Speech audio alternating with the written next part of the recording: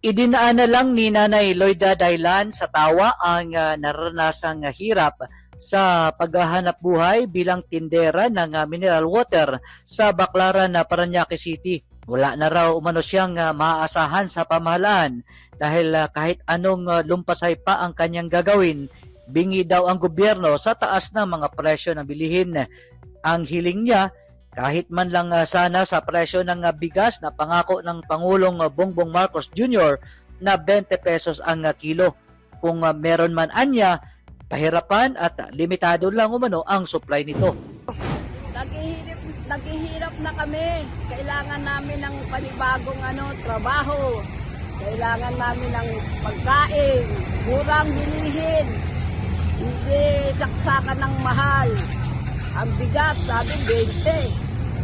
Eh, magkano ang binibili ng bigas? 60.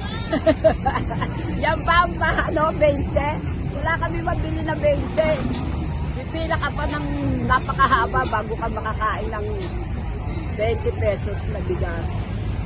Galing yun. Sabi niya, kailangan ng pagbabago, pagkakaisa para may katahimikan na bansa.